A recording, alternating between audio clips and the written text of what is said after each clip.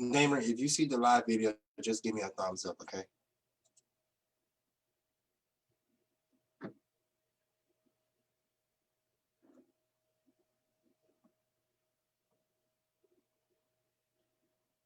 All right, Kenya, it's on you.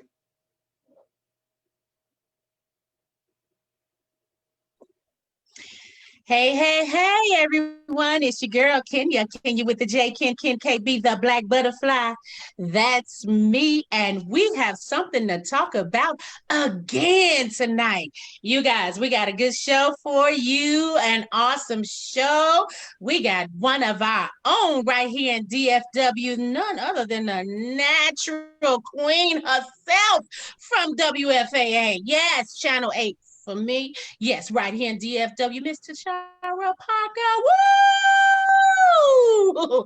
But before we get to her, we're going to introduce everyone else. Miss T, come on and introduce yourself to our audience. How y'all doing? I am Miss T, DFW's favorite lady barber. And guess what, y'all? We have something to talk about.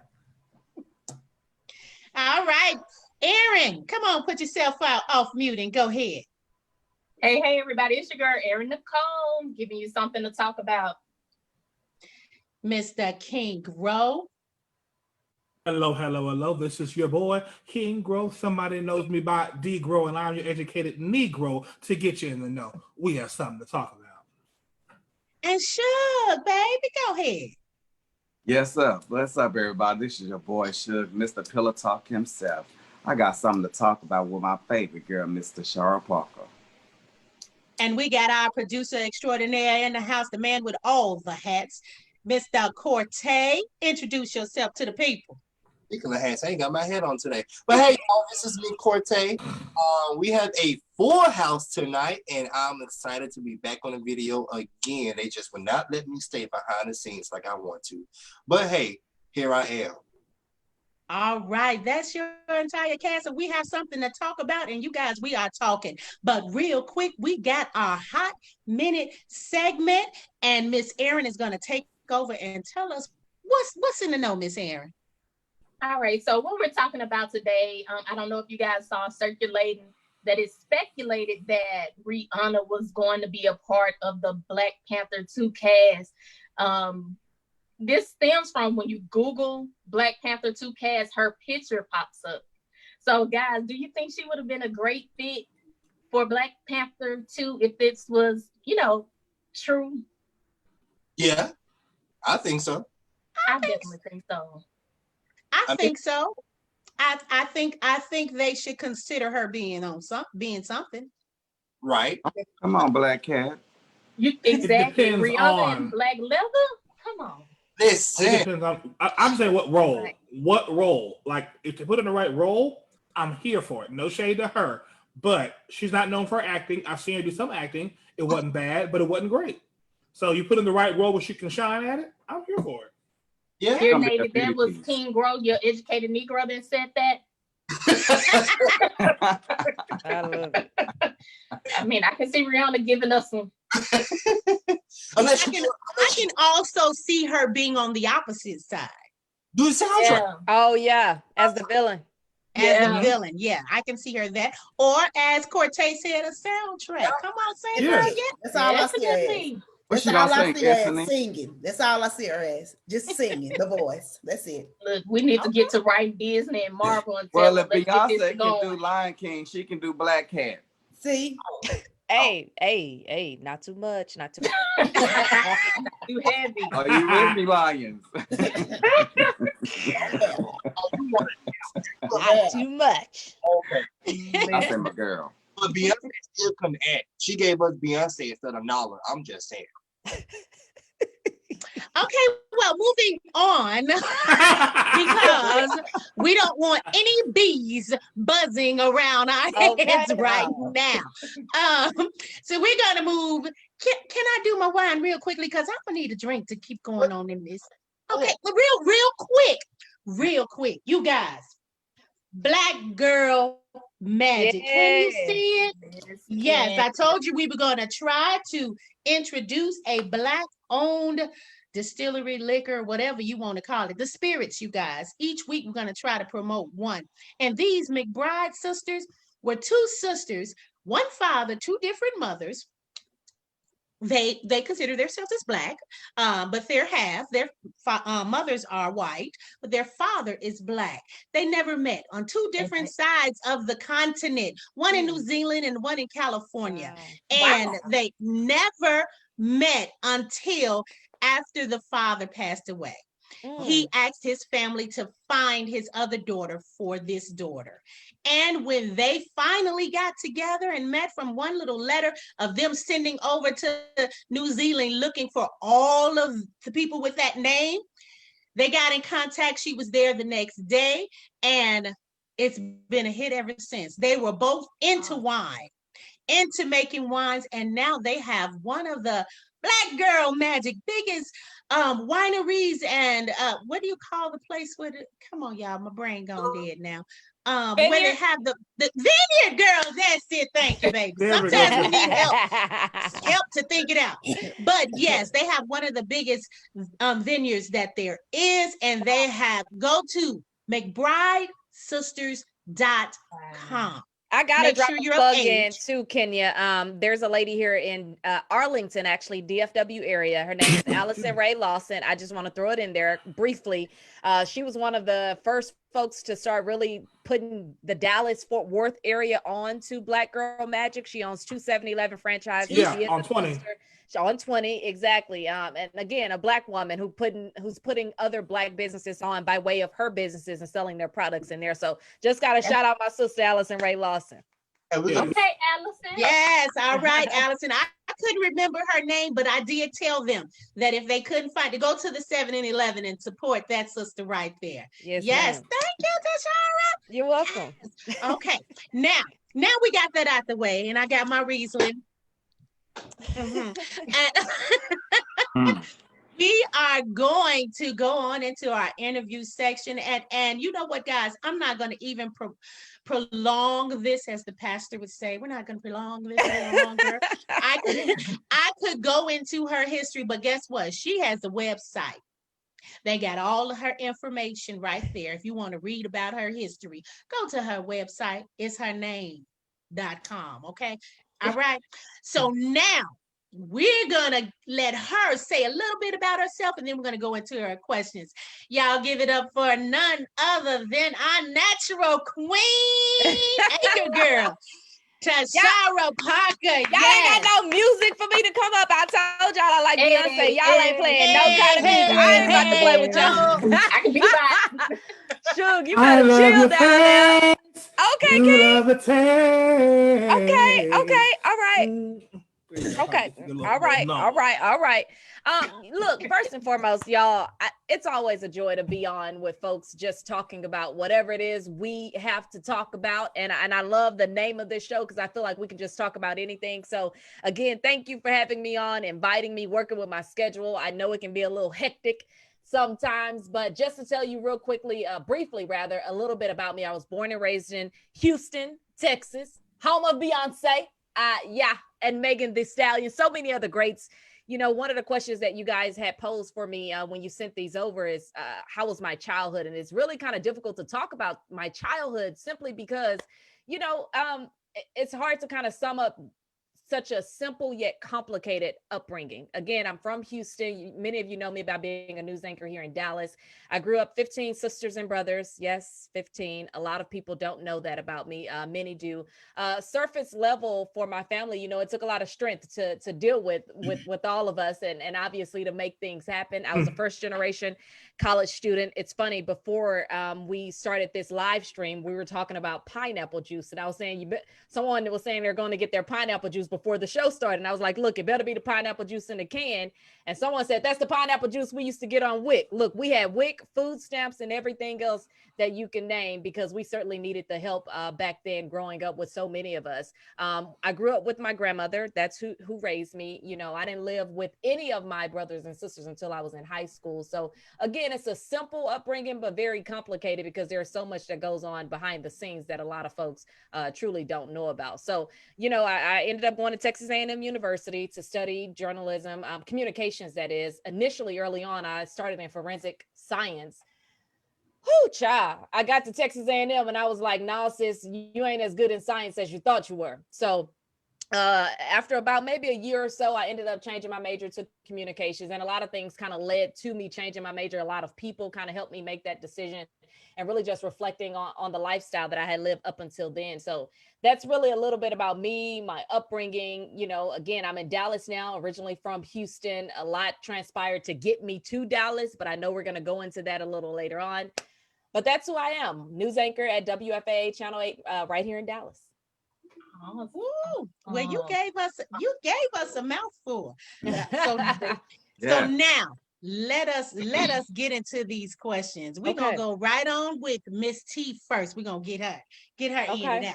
Okay, Miss Parker, can I talk to you for a minute, Miss Parker? Yes, come on, Miss T. Okay, so I want to know, can you name anything that you miss about Chicago, living in Chicago? I would say really the seasons, the hustle and bustle of a real downtown. Look, don't get mad at me, Dallas, Houston, none of y'all, but just the hustle and bustle of having a real downtown. I mean, people were working in downtown, living in downtown, and don't get it twisted. That's the same, you know, across many major cities. But in Chicago, it was just something about seeing people in their little peacoats trying to go to work and get to work on time. You can ride the subway, you can ride the L train. You know, I used to take the bus to get to work from the south side of Chicago into downtown Chicago. So I miss a lot of those different things. I miss seeing the snow. I don't miss dealing with the snow, but I do miss seeing it, you know, just having different seasons and being able to be a part of that. Like Chicago was, I mean, as far as culture, like it was certainly a cultural experience, seeing all the different areas, witnessing some of the segregation that's taking place in Chicago and is still very prevalent right now. You know, and so, yeah, seasons and just the hustle and bustle of a real life downtown. Okay, all right, cool. So I'm gonna get in your business a little bit about your hair. I'm myself trying to go natural. So up under here, I got me some dreads going. I don't know where I'm going with it, but that's what's going on. So you are known for your trendy natural hairstyle. Tell us, who is your stylist if you have one? And has your hair hindered you in the workplace? If so, how and why? And tell us about the mohawk hairstyle, the crave. Okay, that's a few as well questions. as the bun. I want to know about the bun too. That's a few questions, sis. You said one at a time. Look, the stylist question. I got several stylists, right? And one thing I do want to say, I don't really like to call it a trendy hairstyle, and here's why, or trendy hairstyles. Here's why. Black people, Black women, we've been wearing these hairstyles for a really long time. You know, it's real cool that people can start calling them trendy right now, but baby, we've been doing this. You know what I'm saying? And so, coming from you, okay, cool, trendy. But coming from else who ain't part of the culture, I'm gonna look at them kind of side eye. Only because it's like, look, we've been wearing these hairstyles. Why all of a sudden is it trending or trendy now to do these kind of things? So I just wanted to kind of put that out there, because this is something, I didn't invent any of these hairstyles, and you know, I'm just rocking them the best way that I can. But Black women been putting this stuff on, you know, and advancing the culture for a really long time. This ain't me and me alone at all. Right. So just in regards to some of the stylists, Silk by Sunny, I have to mention her. You mentioned that you're trying to go natural. And when I was living in Tyler, Texas, we'll get into that later, but when I was living in Tyler, Texas, before I moved to Dallas, I literally went through a stint where I cut off all my hair. I cut off my hair. I ain't nobody's stylist. Literally, my hair was probably shoulder length. And one night, I was washing my hair and it didn't curl anymore. And I literally was just distraught. I was like, what is happening? It wouldn't curl. And it was from so many months of and years of just putting heat on my natural hair. Because I had went natural many, many times, even in college. But in 2017, 2018, I just remember I washed my hair and it just wouldn't curl. So I was like, I'm getting rid of it. And I was really just pissed off. And so I cut it all off. I don't know what I was going through. I cut all that stuff off. And so long story short, I ended up getting braids. So my hair had been in braids for about 9 months on the air. So I had been wearing braids, by the way, before people started calling it trendy. I had been wearing braids when I was in Tyler, Texas as the evening news anchor on air. But not Styles by Davi. That's somebody else who I'm going to mention. Silk by Sunny. She basically helped me transition my hair. Sis, cut it up. You know, it's kind of, it's going to cost you a little bit just so that you can make sure that you get your hair in the right get your hair healthy. And she makes sure that she does that for you. So Silk by Sunny, all these people on Instagram, by the way. Styles by Davi, who does most of my braid styles. And then that bun frohawk situation, that was Lou Styles hair. And it's LU Styles .hair, period hair. And what's so crazy is she was doing that style, particularly for a photo shoot that we were doing. And so I didn't think anything of it. I thought it was a nice style. You know, I thought it was something that I hadn't rocked before. It was a cool style. I didn't know how it was going to come out. She wasn't originally one of my stylists. That was just somebody that they were using for the photo shoot, but it just blossomed into this great relationship because she and I both went into this situation from an organic place, right? You know, a lot of times people go into situations and they're expecting a certain outcome. And so when we went in for her to do the style, it was very organic. We ain't think twice about it. Okay, sis, go do the style, go take your little old pictures, move on, keep it going. So she's the one who did the whole bun frohawk situation. You mentioned early on about hair hindering me in the workplace, and technically, to my knowledge, no, my hair has not, hindered me. I don't know what kind of questions or comments or whatever they have in behind the scenes, but in my current workplace, certainly it hasn't hindered me. If anything, they've encouraged me to kind of just be myself. One thing, and probably the best advice that I've been given was, when you enter into a room, don't adjust to the energy in the room, make the energy in the room adjust to you being. So I think just from, standpoint, I don't think my hairstyle in particular, especially now, has hindered me. Yeah, in the past, I've had managers say little stuff, unnecessary comments here and there, but nothing I think that may have stopped me from getting a job. If it did, I didn't know about it. And that's just fine with me. I didn't know about it at all. And so I can remember one time at my last job in Tyler, I received a text message from someone basically telling me my hair was just terrible. Don't wear it like that anymore. And I literally left the news desk and was crying. I had a co-anchor at the time. My co-anchor had to finish the show out without me. Thank goodness we were towards the end of the show, but he had to finish the show. And everybody's like, what's going on? Because I'm usually like this quote unquote strong person and all this kind of stuff. And I was just like, no, I couldn't take it. I saw that message and I'm like, man, y'all couldn't wait until after the show to tell me what you needed to tell me. And I saw that message and I literally just left the studio in tears because I just couldn't believe somebody would say something like that to another person, to another woman. And it did come from a woman, by the way. And so,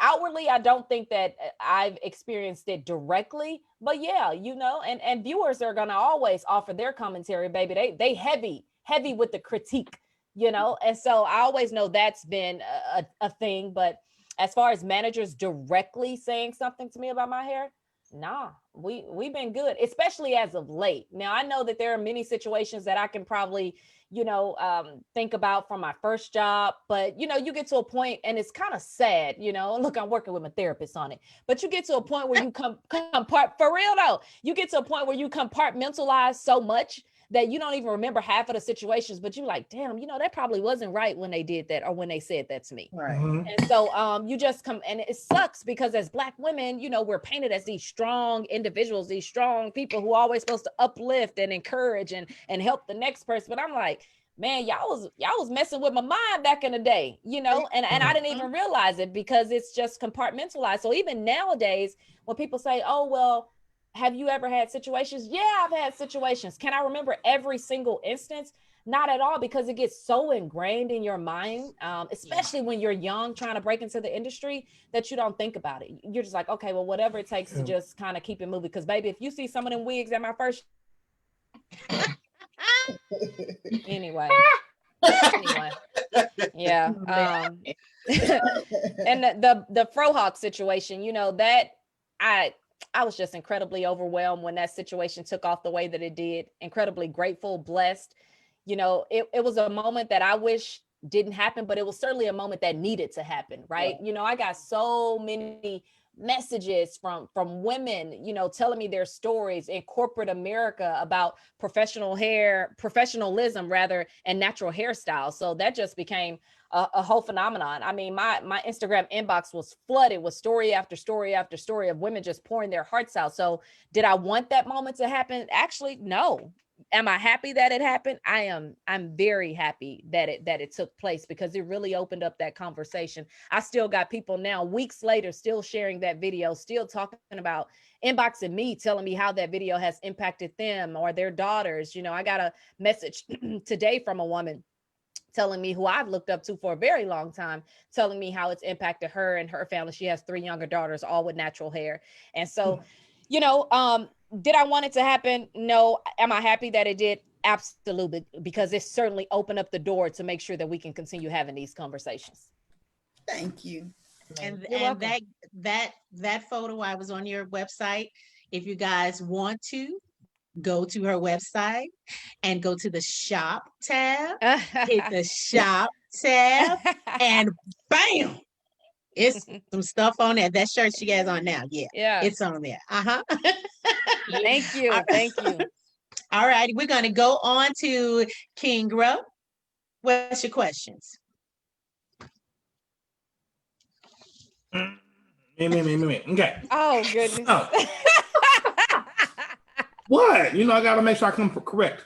So, for those of us who are getting to know you for the first time in terms of the down to earth you and not the anchor you, what was the process of becoming as the Tashara Parker, as the anchor, and why do they call you the storyteller? Oh boy, you know, I always have to get a watered down version. You know, your little 5-minute intro that you just tell people off the top. You know, when it comes to being an anchor, I try to especially tell the young folks to, like, that's not always what I want it to be.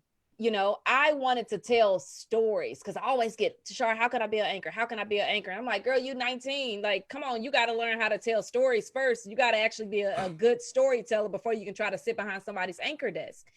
And so, you know, after undergrad at Texas A&M, I didn't think that I was ready. Just to kind of tell you the story of how I got here, I didn't think I was ready to get a job. I didn't think that I was fully prepared. So I ended up moving to Chicago. That's where the whole Chicago stories come from. Ended up moving to Chicago. I got my master's degree at DePaul University. You know, I interned at a few places. I sent my resume out, must have been for months. I mean, I kid you not, months, until somebody finally called me back. And that's when I got that first job in College Station. I was a reporter in College Station initially, ended up being promoted to evening anchor in College Station as well. That was where I got my first job. And that's College Station, Texas, for anybody on here who's not from Texas. It's where Texas A&M University is at, which was a perfect situation because that's where I went to get my undergrad degree, at Texas A&M University. After College Station, learned a lot in that market as a reporter. After College Station, ended up getting a call. By the way, I haven't applied for another job since I got my first one.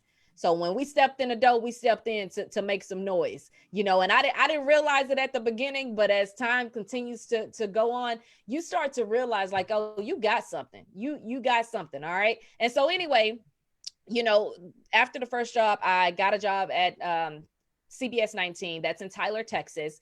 That was my second gig. I was the evening anchor there. I was the first Black primetime evening anchor at CBS 19. And you know what? I really get kind of upset when we say first Black anything, because I'm like, dang, we still doing that? You know, it's 2016 when I got that job, and we still talking about first Black whatever, you know, whatever it is. And I'm like, okay, man, I really wish we can finally get past all the first Blacks, because we are incredible beings and we put in the work, time, energy, and effort to make all of these situations happen. So anyway, ended up getting a job in Tyler, Texas. And then from Tyler, some folks here in Dallas got in touch with some folks in Tyler. And then eventually I moved to Dallas after considering, you know, some other opportunities. I eventually moved to Dallas. And you asked me about the term storyteller. It's not this phenomenon, right? It's storytellers, just someone who tells stories. I mean, period, point blank. Now, community focused storyteller is something I started calling myself early on. And the reason I did that is because I truly wanted people to know what I stood for. Before I got into journalism, I've always been involved in the community. I grew up in the Boys and Girls Club. If you guys know anything about the Boys and Girls Club, yes, exactly. So I grew up in a Boys and Girls Club, and they taught us a lot about character. They taught us a lot about helping others. And so, you know, that's always been ingrained in me growing up. So I've always been about the community. And so I knew that when I switched to journalism in college and to communications, because we didn't have journalism at Texas A&M, that's a whole nother story.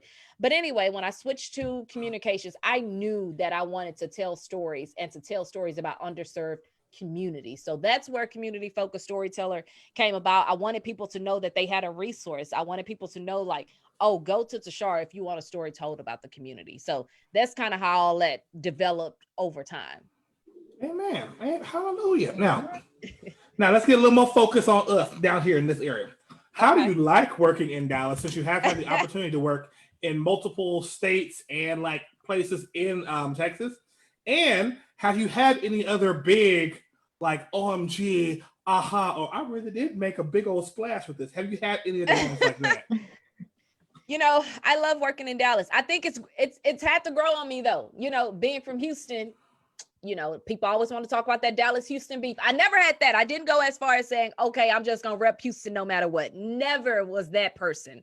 But at the same time, you hear what you hear about Dallas. I always heard that as far as, and I'm not talking about political parties. I'm talking about just Dallas has a more conservative way of life as opposed to living in Houston. In Houston, folks are super laid back. And in Dallas, I had to learn that not everybody is as laid back as the folks that I grew up around, you know, in Houston and the friends that I had in Houston. And so I had to learn that slowly but surely. But I love working here. I mean, it's truly been a blessing in a top 10 market, to still be in Texas, to be able to be myself, not having nobody trying to tell me how to do this, when to do it, how to say that, how to act this way, and all of that. So that has really been a blessing as far as the job is concerned. And I mean, you see the community support has been outrageous, outstanding. And I think I started to recognize that really at the start of the pandemic, you know, when I actually got sent to Houston to cover the George Floyd Memorial. I think that's when I started to notice a shift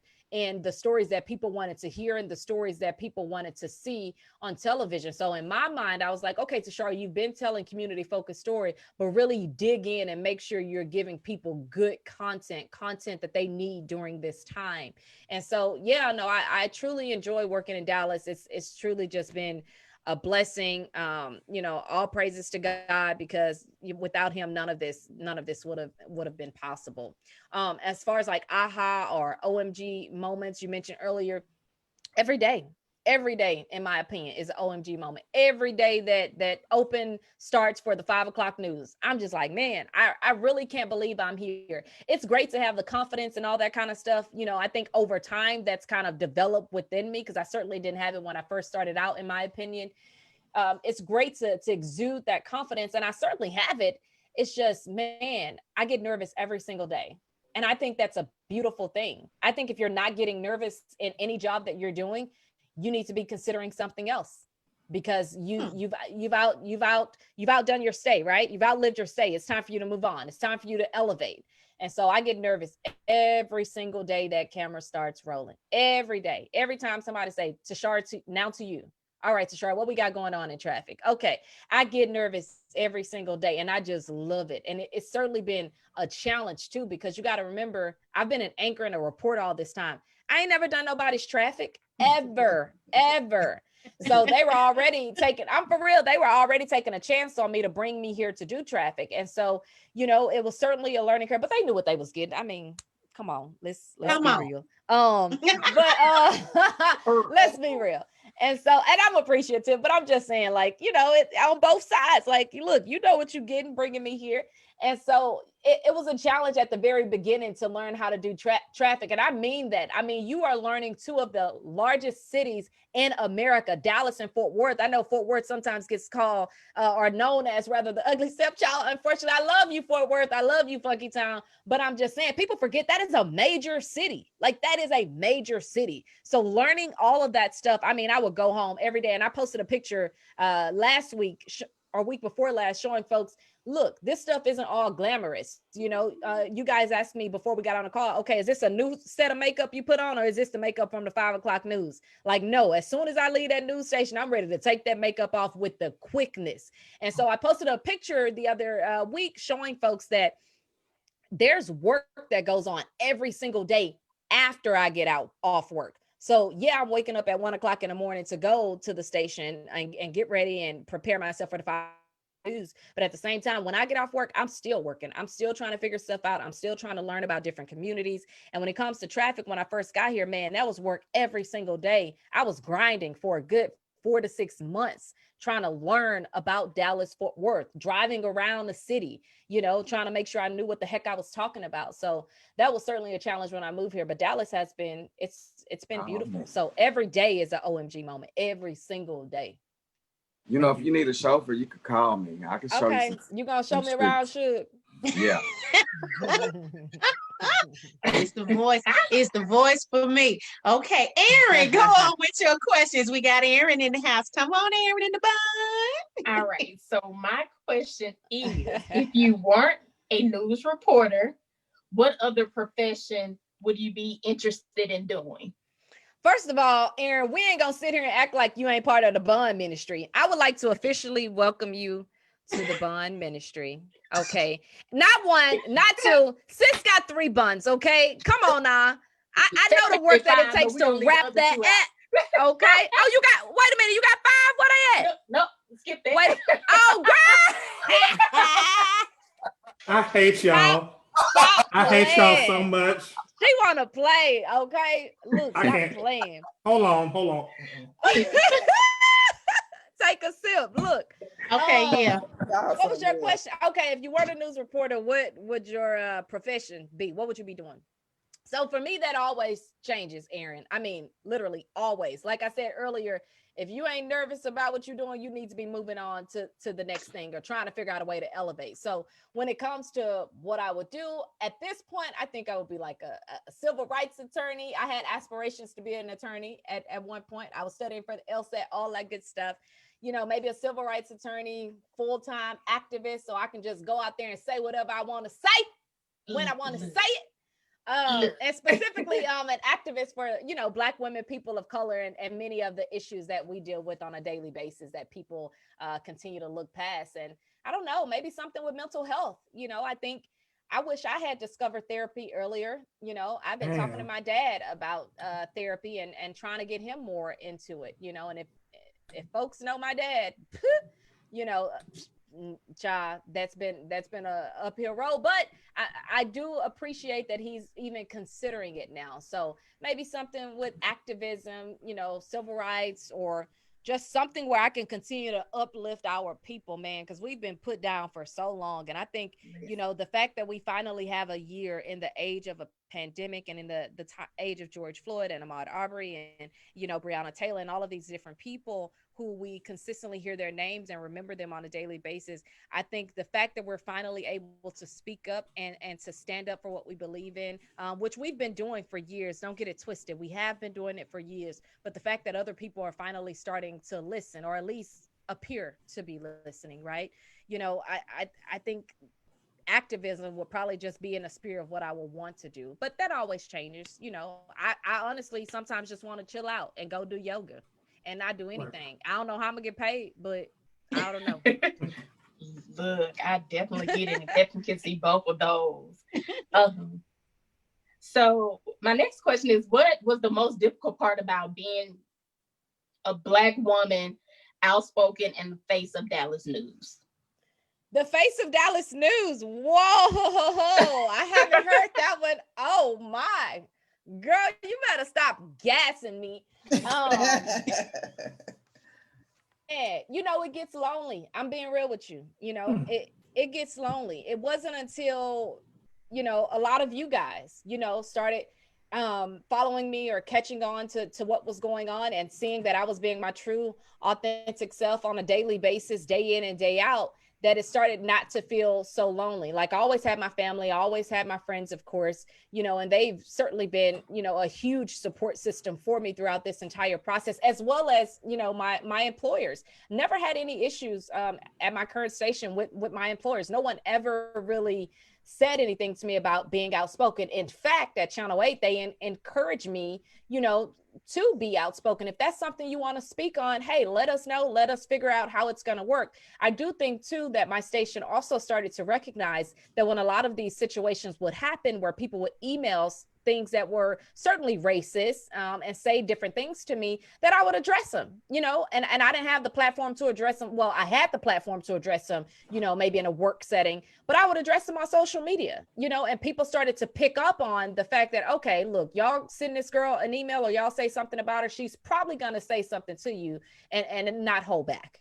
And so I think it was a perfect, I think, King, I think it was a perfect opportunity to be that voice, you know, and for my station to allow me to respond in particular to the Bond situation, the Bond Frohawk situation as of late. So yeah, you know, WFAA Channel 8 has never been a station to shy away from, you know, I'll just say controversy, what could seem as controversial topics to some other station or news organization. And so you know, it has been a little lonely. You sound like you got something to say over there, King. No. But yeah, no, again, Aaron, it's been lonely at times, but I think, you know, as I'm starting to really embrace what I have to offer and really embrace being a voice, not just for myself, but a voice sometimes for others. And I certainly don't claim to be the voice for all Black women by any means, because we're not, you know, a monolith. You know what I'm saying? Like, we are all different people. So I hope people understand that, like, none of us are the same. I give an example of me and Cleo being the Black girls at the station at WFA on the morning show. And baby, we are so different. You know, we are so different in the way that we approach things. We're different in the way that we speak. We're different in, you know, whatever. As people, some people, those people like to remind me, well, Cleo's also Black, or this person is also Black, and they don't talk like Tashara talks. Why do y'all allow her to talk that way? You know, I get emails like that. So anyway, just when it comes to, right, when it comes to, first of all, bitch. Okay. See, look, listen, I be wanting to let them have it. But yeah, you know, sometimes it gets lonely. I'll just say that, but it's been a beautiful thing to witness during this pandemic, the support that has really just rallied around me. And I think God knew, like, okay, look, I'm gonna put her through this. I ain't gonna give her more than she can take. I'm gonna put her through it, but I'm also gonna send, you know, a gang of folks to support her. So that's been beautiful to witness. That's amazing. Okay. I'm gonna do part of my 2 questions, and then we're gonna give it to Shug, since he has the juicy questions towards the end. Okay. But I'm gonna do this one because somebody in this room really wants to know this question. Okay. Are you dating, or are you happily single? Both of them. Both of them. Not both. Both I'm with them. that. Both of them. I get everything she's saying. Okay. So I'm here for it. I love it. Go ahead, girl. That's just a part of that one that I'm gonna ask. I'm gonna save the other one for our game.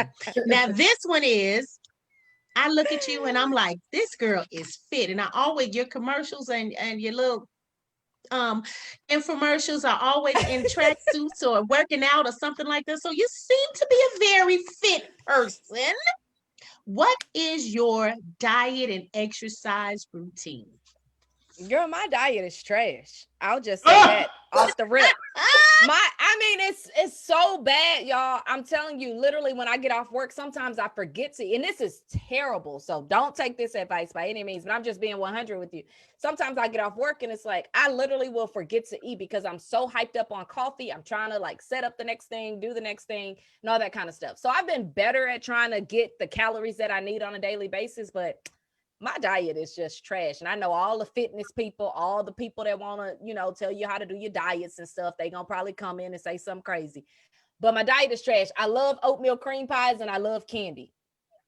It's a mess. I know. It is what it is. It is what it is. But as far as working out, I do a lot of running. That's been my biggest thing. I run and I just run and I just run. Sometimes I can run 15 miles, 10. And I'm not saying that to brag because it took a long time to get there, a very long time. Because I started running back when I lived in Chicago. And it wasn't until maybe, 4 or 5 years later that I started being able to run like 3 miles and 4 miles and 5 or whatever. But yeah, running. I just run. I ran track my entire life in grammar school. And so it kind of just translated to me starting to run, on trails and starting to do all of these different races. And that used to kind of just be my therapy. Not used to, it still is my therapy, to get out there and just hit the pavement and just run, walk, jog, whatever it is, but just to get out there and do all of that. But as far as diet, I really don't think I know I don't get enough calories on a daily basis. But when I do eat, it's mostly fish, chicken, vegetables. I ain't the type of person that's gonna be in the kitchen cooking all day. No, I'll prepare my meals maybe on like a Saturday or Sunday, and I'll use that for the rest of the week. I'll put them in the freezer and take them out, day by day. But for the most part, my diet ain't about nothing. It ain't good, that's for sure. Body yada yada yada yada yada yada yada body. Yes. Good help. Today I said destined to get I said work it out. Body crazy curvy waist, big titties, little waist. Yes, ma'am. Yes. Come on, man. Come through. All right, Suge, come on with your question. Sugar Bear. Yes. Okay. So I'm gonna ask this. What advice would you give some cute young black brown skinned girl like yourself that's been watching you that will say something like they want to be like you? Yeah, that's a really, really good question. And I get asked that a lot, not just for young black girls, but just in general, but certainly for young black girls. I would say just be yourself. Like I told you guys early on, someone told me early in my career, look, do not adjust to the energy in the room. And by the way, I still struggle with dealing with that. Do not adjust to the energy in the room. You change that energy. Always be you. Always show up as yourself. And if that situation isn't the right situation for you, whether it's in an organization, whether it's for a job, a company, whether it's in a relationship with a man, a woman, whoever it may be, if that situation isn't right for you, you're going to know, so just show up as yourself. It's easier said than done, because I know that when I first got into this business in particular, I didn't really have a whole lot of people to look up to. And that was partially on my, end, because I didn't really know how to reach out to mentors. But just know that there are so many people that you can reach out to, so many people that are willing to help you, so many people that will respond to your emails, your text messages, your Instagram DMs, like myself, and there are many other women out there that will be willing to offer you advice. So don't do it alone. Get you a mentor. And make sure you just stay true to yourself. Get you a mentor, though. That's huge. I told you guys earlier, I was a first generation college student, and man, I really didn't have a whole lot of, I wouldn't say I didn't have a whole lot of support, because I certainly had support, but I had to figure out a lot of things on my own. I had to figure out a lot of things by trial and error. Any young women, especially at this point, should have to do that, especially if you're trying to go into this career field, or really any career field. Honest with you, there are people somewhere that are willing to offer you some advice. You got to be careful who you get all your advice from, but there are people out there that are willing to help you. So I would just don't do it alone. Show up fully, show up as you. And if the situation doesn't seem right, if it feels cold and the energy feels off, baby, go the other way. Go the other way. Right. And secondly, besides being the news anchor extraordinaire that I love, what other doors have opened for you, and where do you see yourself in the future? Woo, man. Did y'all watch Dave Chappelle's new thing about Yes. Okay. All right. If everyone hasn't seen it, I would encourage you to go watch it. But just in regard, one of the things that he talked about is being under a contract. He talked about a lot of stuff. So not specifically in regards to the question that you asked, but he talked about a lot of stuff. But I thought about that video because it made me think like, oh, you're under contract. You can't really do much of anything anyway. But what's been really good about the station that I'm at is that they allowed me to expand. I mean, when I first got to WFAA, I was doing traffic, and I was anchoring a couple of days a week. That was part of my contract. That was my contract. But I've been able to do so much more.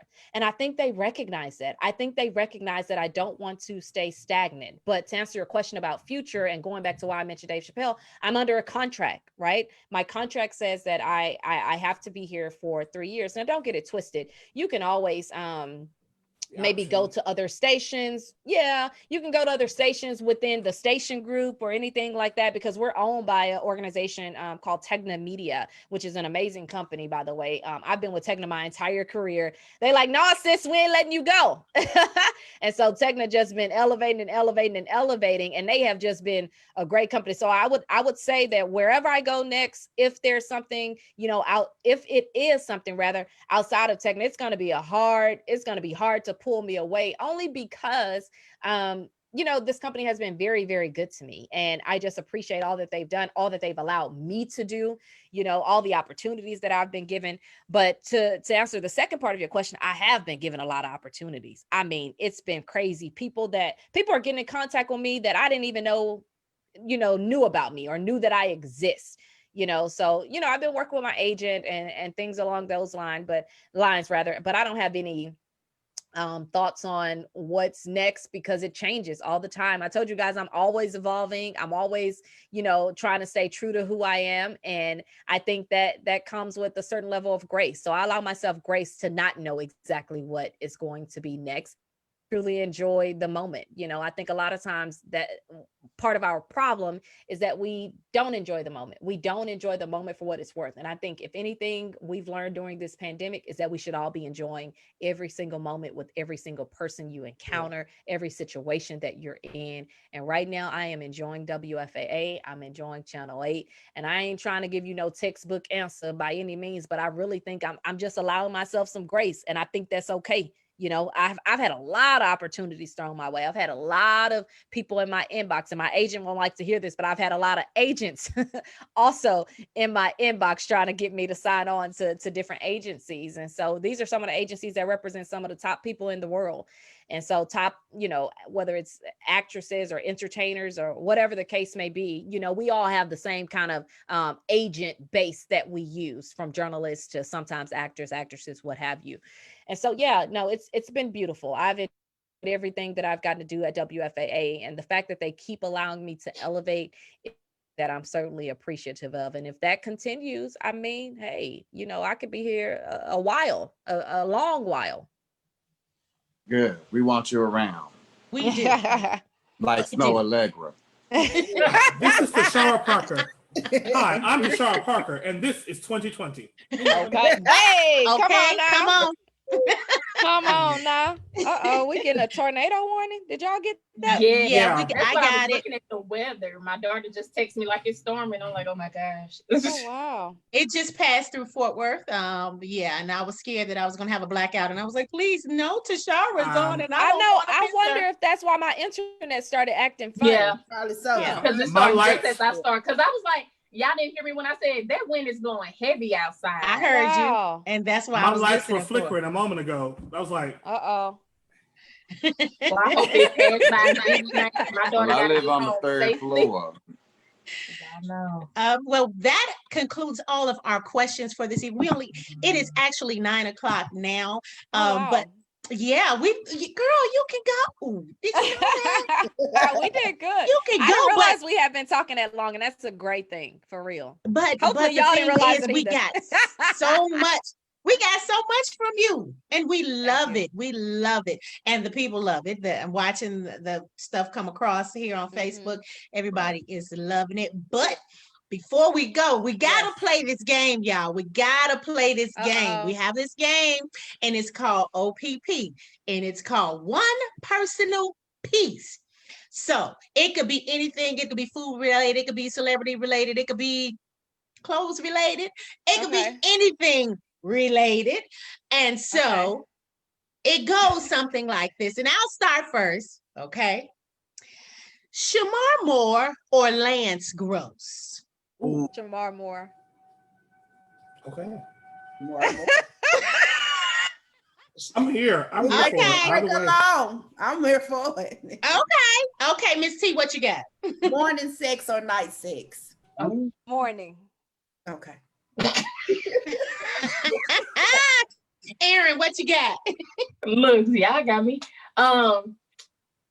Corn tortilla tacos or flour? Girl, good night, corn. King, what you got? I'm gonna go, real nice, easy. Lipstick or lip gloss? Both of them. Man, Okay. see, I'm easy. They ask us salacious questions. I'm being nice. Suge, what you got? Mac or Fenty? What was it? Mac or Fenty? Hey, look, I'm gonna put on for my girl every day, even though I got a few of them little old products from them other folks, but Fenty all day. All day. All right. Cortez, you got something? Yeah, I had the one I had posted on my Facebook page yesterday. Cartoon Network or Nickelodeon? Well, Cartoon Network be a little raunchy. That's right up my alley. Cartoon Network. We got something in common. Wait, I'm thinking about Cartoon Network, right? Like Cartoon Network be showing some Dexter's of the Laboratory. Yeah, okay, yes. Johnny Yes. Bravo. I was trying to make sure I wasn't getting it confused with Adult Swim, because they be clowning too. That's on Cartoon Network. Okay, thank you. Okay. Look, I ain't watched cable in a minute, so yes, Cartoon Network. You picked the right one. You picked the right one. Don't have Nickelodeon. Nickelodeon had a really good run too. You got so many comments right. on this thing. She picked the right one, like I said. All righty, Miss Tashara. Cortez, can you post my picture? I just need everybody to see that picture so you can see if you remember me from this, if you find it. I don't think I even have it uploaded. I sent it in your messenger and you don't have it. It's a picture of you and I when I came to the studio during Jubilee had a show going on, to be young, gifted, and black, and we sung, and someone did, and I took a picture with you, and we were some cute chocolate girls in that photo. Were y'all performing on Good Morning Texas? No, yes we were. Okay. Yes, we were, and you were there. Okay, and I was still there. Yes. You were still there, yes. So I'll send it to you in your inbox, so you can see it, or I'll tag it to you on Instagram, because he can't find it right now. We are the Cyrus. Okay, they are. What is that? No, Cyrus is going up. Okay, so we got to go before we get shut off. Yeah, right. Thank y'all. We thank so you much again, Tashara, for joining us. Thank you, Thank we you will be so waiting much. for you. Everybody go to her website, TasharaParker.com. Okay, there Look you her go. up. And she is our news anchor, ours, because we support everything black. Okay, thank you, girl. Bye. Thank y'all so much. Love her. All righty, guys. Bye, y'all. That's it for us, and we gotta go. Everybody's just gonna say bye at the same time because it's storming, and we don't want to do all of that long stuff. So on the count of 3, we're gonna say bye to everybody in your own way. Okay, 1, 2, 3. Bye. Bye, everybody. Bye. Bye.